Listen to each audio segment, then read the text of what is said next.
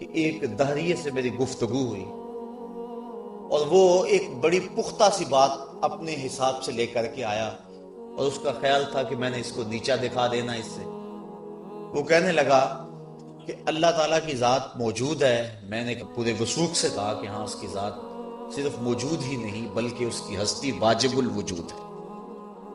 تو وہ کہنے لگا میں آپ سے اس حوالے سے بات کرنے آیا ہوں, میں نے لمبی بات نہیں کرنی, 2 لفظی بات کرنی. میں نے کہا کرو. کہنے لگا اگر اللہ موجود ہے تو مجھے دکھاؤ.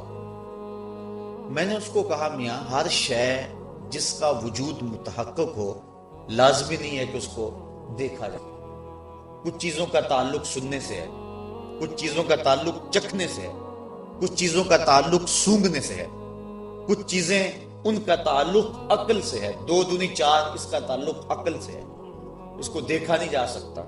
یہ موتیا ہے, یہ نسرین ہے, یہ نسترن ہے, یہ چمبیلی ہے. اس کو آنکھ سے نہیں دیکھا جا سکتا. اگر موتیا آنکھ میں ڈال بھی دیا جائے تو پھر بھی نہ پتا چلے کہ یہ موتیا ہے یا گلاب ہے. اس کا تعلق قوت شامہ سے ہے. یہ گرم ہے, یہ سرد ہے, اس کا تعلق قوت لامسا سے ہے. آنکھ نہیں دیکھ سکتی کہ گرم ہے یا سرد ہے. تو ہر شے کا تعلق دیکھنے سے نہیں ہوتا. وہ کہنے لگا نہیں بھائی سیدھی بات ہے کہ یہ بڑا شور ہے کہ اللہ کی ذات موجود ہے. میں آپ سے یہ مطالبہ کرتا ہوں اگر اس کی ذات ہے تو مجھے دکھاؤ. مجھے دکھا دو گے تو میں مان جاؤں گا. ظاہر ہے کہ میری اس تفصیل کے باوجود بھی اس کی بات سمجھ میں نہ آئی کہ ہر چیز کا تعلق دیکھنے سے نہیں ہوتا ہے. اب ظاہر ہے کہ جس طرح کا بندہ ہو بات بھی پھر اس طرح کی ہوتی ہے. تو میں نے بھی اپنے تیور کو بدلا. میں نے کہا میاں میں تیرے سے کیا بات کروں, تیرے میں تو عقل ہی نہیں ہے. کوئی عاقل ہو, سمجھدار ہو تو میں اس سے بحث بھی کروں. وہ کہنے لگا میری اتنی تعلیم ہے اور فلاں فلاں دانشگاہ, اس سے میں علم حاصل کرتا رہا ہوں اور آپ نے یہ سادہ سا جملہ کہہ دیا کہ آپ میں تو عقل ہی نہیں ہے. میں نے کہا اگر عقل ہے تو دکھاؤ. وہ میرے منہ کی طرف دیکھنے لگا. میں نے کہا تم عقل دکھا دو میں خدا دکھا دیتا ہوں. تو عقل آنکھ سے نہیں دیکھی جا سکتی. عقل کیسے دیکھیں گے؟ کسی شخص کی گفتگو سے پتا چلے گا یہ عاقل ہے, کسی شخص کی عادات سے پتا چلے گا یہ سمجھداری والے کام کر رہا ہے. تو آنکھ سے عقل نہیں دیکھی جا سکتی بلکہ عاقل کی عادات سے, عاقل کی گفتگو سے, عاقل کی تحریر سے, اس کی نشست و برخاست کے انداز سے جانا جاتا ہے کہ یہ عقل ہے. اللہ تعالیٰ کی ذات آنکھ سے دیکھی نہیں جا سکتی ہے, فہم و ادراک سے بھی بالا ہے. لیکن کائنات کے اندر پھیلے ہوئے کتنے دلائل ہیں جو ہمیں اس بات کی داد دے رہے ہیں کہ اللہ کی ذات موجود ہے.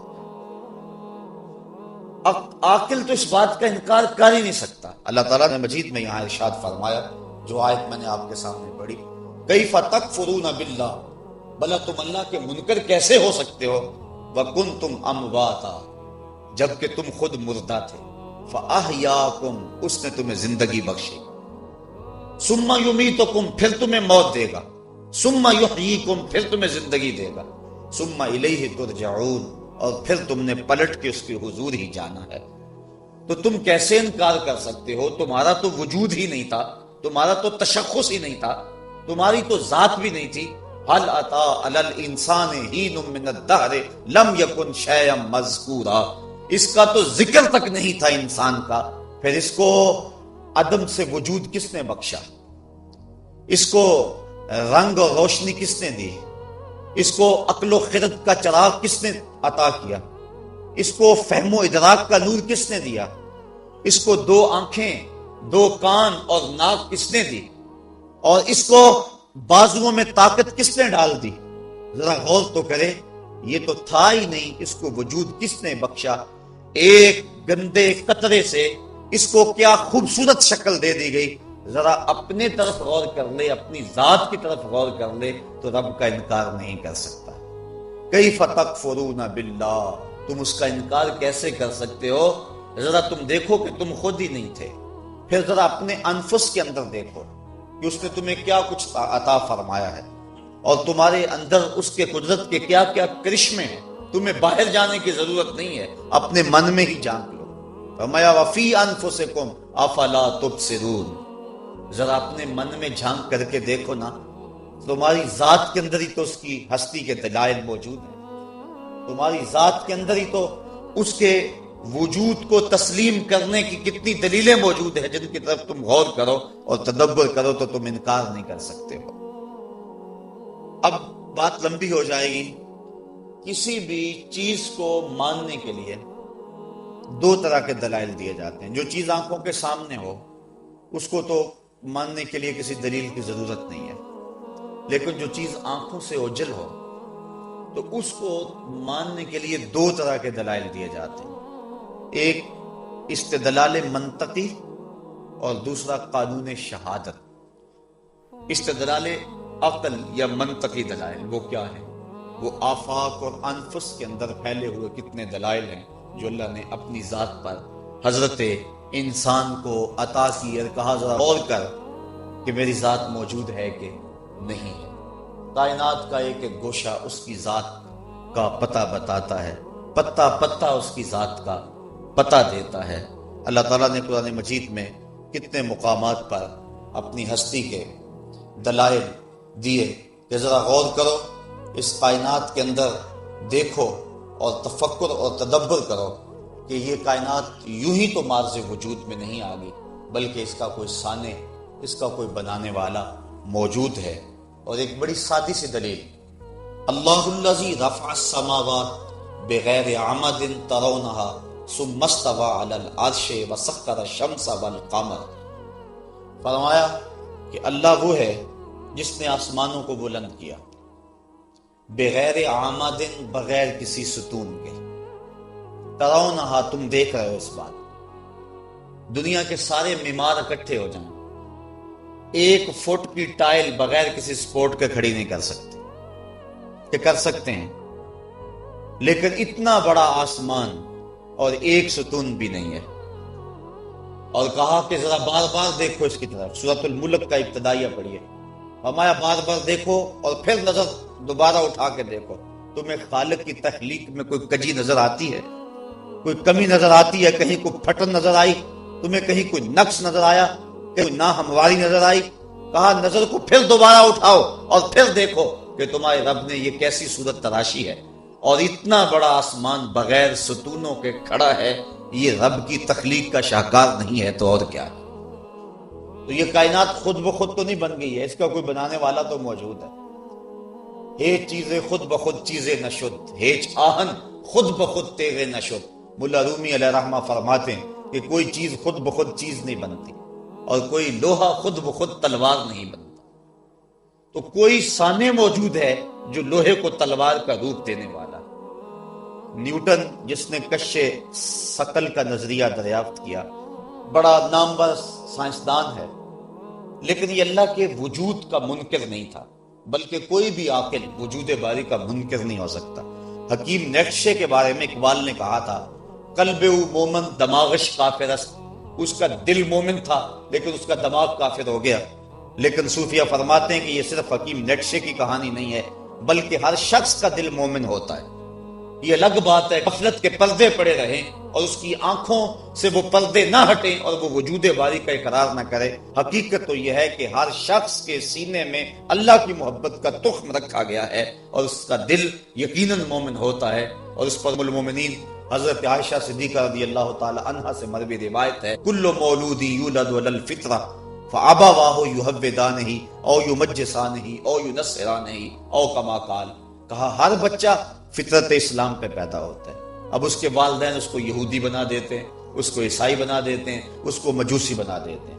جس طرح کے والدین ہوں گے بچہ اس طرح کا ہو جائے گا، لیکن اس کی فطرت کے اندر اللہ نے اسلام رکھا ہوا ہے، تو وہ کیسے اللہ کی ذات کا اور اس کی ہستی کا انکار کر سکتا ہے؟ تو کوئی بھی عاقل وہ باری کا انکار نہیں کر سکتا۔ تو نیوٹن نے اجرام فلکیہ کا ایک ماڈل تیار کیا جس میں کواکب کی گردشیں سب کچھ بنایا اس نے، بلکہ سورج کے ساتھ اس نے ایک لیمپ بھی لگایا جس سے روشنی نکلتی تھی، اور وہ باقی جو مدار میں ستارے اور سیارے تھے ان پر عکس پڑتا تھا، جس سے وہ سب جب وہ اس کا ہینڈل گھماتا تو وہ سب میں روشنی آتی۔ تو نیوٹن کا ایک دوست تھا جو وجود باری کا انکار کرتا تھا، اتفاق سے وہ آ گیا تو اس نے اس کو وہ اجرام فلکیہ کا وہ ماڈل دکھایا، تو وہ اشش کر اٹھا اور بے ساختہ کہنے لگا یہ کس نے بنایا؟ تو نیوٹن مسکرا کے کہنے لگا کسی نے نہیں بنایا، خود بخود بن گیا۔ اس نے کہا خود بخود کیسے بن گیا؟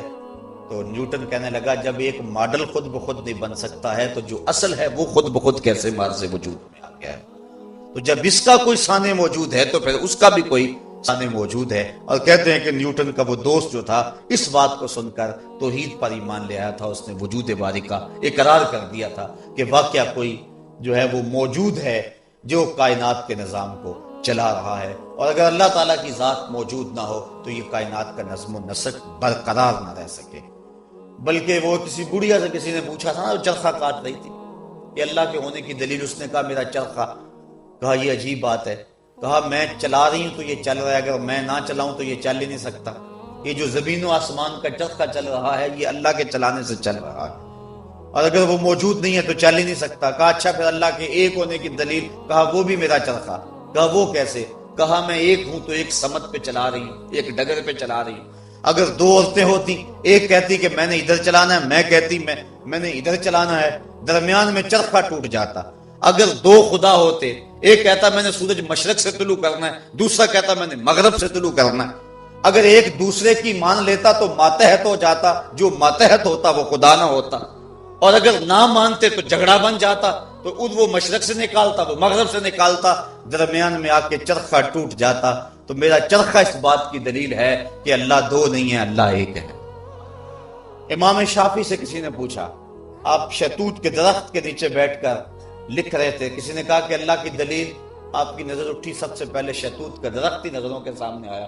کہا یہی شہتوت کا درخت اس کی ذات پہ دلیل ہے۔ کہا یہ کیا بات ہوئی، جو چیز سامنے آئی اس کو دلیل ٹھہرا دیا۔ کہا دیکھو یہ درخت ہے شہتوت کا، اس کی جڑیں اور رنگ کی ہیں، شاخیں اور رنگ کی ہیں، اور اس کے پتے اور رنگت کے ہیں، اس کے اوپر کچا ہو تو رنگ اور ہے، پک جائے تو رنگ اور ہے، اور اسی شہتوت کے پتے بکری کھائے تو دودھ دیتی ہے، اور اگر اسی کے پتے ریشم کا کیڑا چاٹے تو ریشم بنتا ہے، شہد کی مکھی چوسے تو شہد بنتا ہے۔ میٹیریل ایک ہے، نتائج کئی ہیں، یہ اللہ کے ہونے کی دلیل نہیں ہے تو اور کیا؟ تو کائنات کے اندر کتنے دلائل آفاق و انفس کے اندر پھیلے جو اس کی ذات کا پتہ دیتے ہیں۔ اللہ تعالیٰ ارشاد فرماتا افلا ينظرون الى الابل كيف خلقت والى السماء كيف رفعت والى الجبال كيف نصبت والى الارض كيف سطحت۔ فرمایا یہ دیکھتے کیوں نہیں اونٹ کو کہ ہم نے اس کو کیسے تخلیق کیا، اتنا بڑا جانور چھوٹا سا بچہ بھی لے کے جا رہا ہے، اور پھر یہ اونٹ مہینوں تک پانی نہ بھی پیے پھر بھی گزر اوقات کرتا ہے، اور ریسرچ کی گئی ہے کوئی اس کے اندر اضافی پانی سٹور کرنے والی چیز بھی نہیں ہے۔ ہاں اس نتیجے پہ لوگ پہنچے ہیں کہ 2 اضافی غدودیں ہیں اس کے اندر جو سلنڈر کا کام دیتی ہیں، اور ہوا سے آکسیجن اور ہائیڈروجن کو جو ہے وہ سٹور کر دیتی ہے، اور پانی کا کلیہ H2O، جو ہائیڈروجن 2 درجے اور آکسیجن 1 درجہ، جب ان دونوں کو آپس میں جوڑتے ہیں تو پانی بن جاتا ہے۔ تو یہ اس مقدار سے اندر ہی اندر کیمیائی عمل کرتا ہے اور جس سے پانی بن جاتا ہے، اور یہ کئی مہینے بغیر پانی کے چلتا ہے، اور پھر کتنا بوجھ اٹھاتا ہے۔ پھر جانور مختلف طرح کے ہیں، کچھ سواری کے کام آتے ہیں، کچھ دودھ دیتے ہیں، اور کچھ اور جو ہے ان سے کچھ جمال اور حسن جن سے ٹپکتا ہے اور ہم ان کو دیکھتے ہیں، لیکن اونٹ میں یہ ساری خصوصیتیں جو ہے وہ ہیں، وہ دودھ بھی دیتا ہے، وہ سامان بھی اٹھاتا ہے، اور وہ سواری کے کام بھی آتا ہے، اور باقی سواریوں پر خود بیٹھنا پڑتا ہے اور جو ہے چھلانگ لگا کے، لیکن یہ اپنے سوار کے لیے خود نیچے بیٹھ جاتا ہے۔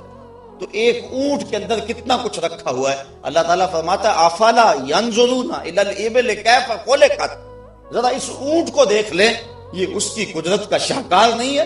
وَإِلَى السَّمَاءِ كَيْفَ رُفِعَتْ، اور آسمان کو دیکھیں کہ اس کو کیسا بلند کر دیا گیا، کہ ایک جو ہے وہ ستون بھی نہیں ہے لیکن اس کے باوجود کھڑا صدیوں سے کھڑا ہے۔ اللہ اکبر۔ وَإِلَى الْأَرْضِ كَيْفَ سُطِحَتْ، زمین کو دیکھو کہ یہ کس طرح پھیلا دی گئی ہے، پہاڑوں کو دیکھو کہ یہ کس طرح میخوں کی صورت میں زمین کی چھاتی میں گاڑ دیے گئے ہیں۔ اگر ان چیزوں کی طرف انسان غور کرے، کہیں فرمایا کہ دیکھو اس نے سائے کو کیسے پھیلا دیا، کیف مد الظل، یہ کیسے سائے ہیں، بالکل سایہ تھا اب روشنی پھیل رہی ہے، اور پھر سایہ نہ جانے کہاں غائب ہو جائے گا، سمٹ جائے گا، لیکن پھر آہستہ آہستہ سورج جب غروب کی طرف مائل ہوگا تو سائے پھیلتے چلے جائیں گے۔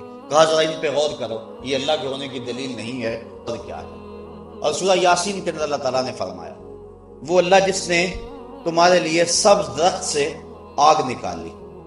مرغ اور افاد یہ دو درخت ہیں جو جنگلوں میں پائے جاتے ہیں، بالخصوص عرب میں. جب ان کی شاخ توڑیں تو پانی کے قطرے ٹپکتے ہیں، اتنے تر ہوتے ہیں، لیکن جب دونوں شاخوں کو آپس میں ٹکراتے ہیں تو آگ نکلتی ہے. تو پانی سے آگ کیسے نکلتی ہے؟ کوئی ہے نہ جو پانی سے بھی آگ نکال رہا ہے، اس لیے اس کی ذات پہ دلیل ہے. ایک اور دلیل ارشاد فرمائی، اللہ اکبر، وما یستوی البحران ھذا عذب فرات سائغ شرابہ وھذا ملح اجاج. کہ اس نے دو دریا جاری کیے، یہ سخت کڑوا ہے، یہ سخت میٹھا ہے. اور کڑوا میٹھا نہیں ہوتا، میٹھا کڑوا نہیں ہوتا، درمیان کے اندر کوئی آڑ بھی نہیں ہے. سمندر کے اندر پانی کی روئیں چلتی ہیں. چاند جو ہے وہ جوبن پہ ہوتا ہے، تو جو سمندر کے اندر جو مد و جزر ہے جس کو ہم جوار بھاٹا کہتے ہیں وہ بھی پورے عروج پہ ہوتا ہے. یہ چاند کشش ڈالتا ہے. میں رات ہی تجزیہ پڑھ رہا تھا چاند اور مد و جزر کے حوالے سے کہ وہ مخصوص ایک فاصلہ اللہ تعالیٰ نے رکھا ہوا ہے، اور اگر اس سے نیچے چاند آ جائے تو اس قدر زوردار مد و جزر پیدا ہو کہ زمین پر کوئی پہاڑ بھی باقی نہ رہے، ایسا پانی ٹکرا جائے. اور قیامت کے دن جب یہ نظام ٹوٹے گا تو ایسے ہی ہوگا. تو وہ جوار مد و جزر جو اس کی کشش سے جو ہے وہ پانی کے اندر ہوتا ہے اور پانی کی لہریں بلند ہوتی ہیں. اچھا مجھے کہنے دیجئے رک کے، اگر یہ چاند سمندر میں جوار بھاٹا پیدا کر سکتا ہے تو آمنہ کا چاند دلوں میں جوار بھاٹا پیدا نہیں کر سکتا ہے؟ تو وہ سمندر کے اندر پھر اس سے پانی کی روئیں بنتی ہیں اور سمندر کے اندر پانی چلتا ہے. تو ان کے اندر دو روؤں کا اللہ تعالیٰ نے خصوصیت کے ساتھ تذکرہ کیا جو اب تحقیق اور ریسرچ کے بعد وہ دریافت بھی ہو چکی ہیں، آب شور اور آب شیری کے نام سے. اور سمندر میں دو پانی کی روئیں چلتی ہیں اور میلوں تک اکٹھی چلتی ہیں، اور دونوں کے درمیان کوئی دیوار پہاڑ بھی نہیں ہے، جاتی بھی اکٹھی ہیں، پانی کے اندر پانی چل رہا ہے. اور اللہ تعالیٰ فرما رہا ہے، اللہ اکبر، ھذا عذب فرات سائغ شرابہ، یہ سخت میٹھا ہے اور اس کے پینے سے تسکین ہوتی ہے اور یہ حلق سے آرام سے اتر جاتا ہے. وھذا ملح اجاج، اور یہ دوسری جو ساتھ رو بہ رہی ہے یہ سخت کڑوی ہے، اور کڑوی اس کی کڑواہٹ میں کمی نہیں آئی ہے، یہ میٹھی ساتھ چل رہی ہے، اور اس کڑواہٹ سے میٹھی کی مٹھاس میں کمی نہیں آتی ہے. جبکہ دنیا کا کوئی شخص مجھے ایسا دکھاؤ کہ ایک ہی برتن میں دو طرح کے پانی ڈال لو اور پھر ان کو الگ الگ کر کے تو دکھاؤ. لیکن سمندر میں سخت کڑوی رو بھی چل رہی ہے اور سخت میٹھی رو بھی چل رہی ہے، درمیان کے اندر پردہ نہیں ہے. کڑوی کڑوی رہتی ہے، میٹھی میٹھی رہتی ہے. کڑوی کو اللہ میٹھا نہیں ہونے دیتا اور میٹھی کو اللہ کڑوا نہیں ہونے دیتا. کہا یہ کون ہے اس کے سوا جو ان کو روکے ہوئے ہے؟ تو کہا وہ وہی رب ہے جس نے سمندر کے اندر دو روؤں کو جاری کیا ہوا. تو یہ اس کی ذات کی دلیلیں ہیں، اور کائنات کے اندر پھیلے ہوئے ایسے ہزاروں دلائل ہیں جو ہمیں اس کی ذات کا پتہ دیتے ہیں، اور ہمیں اس سمت ہماری توجہ دلائی جاتی ہے کہ وہ مالک اس نے یہ نظام کائنات بنایا ہے. یہ شمسی اور یہ قمری نظام ان کا آپس میں بھی نہیں ہوتا. پھر زمین کو کس طرح ہمارے لیے بچھایا گیا، پھر یہ رنگا رنگ پرندے ہمارے لیے درخت، گندگی کے ڈھیر کے اوپر بھی گلاب کا بیج ڈال دو تو جب وہ اگے گا تو اس گلاب سے بھی خوشبو آئے گی، جبکہ اس نے غذا کہاں سے لی ہے. اور پھر وہ ایک ہی طرح کی زمین سے، ایک ہی طرح سے پانی سے، سرابی سے پھل نکلتے ہیں، لیکن ان کی خاصیات الگ الگ ہوتی ہیں، بلکہ ایک ہی درخت کی خصوصیات الگ ہوتی ہیں. یہ جو ببول ہے جس کو ہم ککر کہتے ہیں، یہ طب کی دنیا کے اندر اس کا بڑا نام ہے. اس کی جڑوں کی تاثیر اور ہے، اس کی چھال کی تاثیر اور ہے، اور اس کے پتوں کی تاثیر اور ہے، اور اس کے اوپر پھلیاں لگتی ہیں ان کی تاثیر اور ہے، اور زرد رنگ کے پھول لگتے ہیں ان کی تاثیر اور ہے، اور وہ پھلیاں جو ہے وہ خشک کی جائیں سائے کے اندر تو ان کی تاثیر اور ہے، اور دھوپ میں خشک کر لی جائیں تو ان کی تاثیر اور ہے. چیز ایک ہے، مٹی ایک ہے، آب و ہوا ایک ہے، پرورش ایک آب و ہوا نے کی ہے، لیکن اللہ تعالیٰ نے ایک شے کے اندر اتنا کچھ رکھ دیا، یہ اللہ کے علاوہ اور کون کر سکتا ہے؟ تو یہ ہے اس کی ذات کے دلائل. عقلی طور پہ انسان اس بات پر قائل ہو جاتا ہے کہ کوئی ایسی ذات موجود ہے جس نے اس کائنات کے نظم و نسق کو چلایا ہوا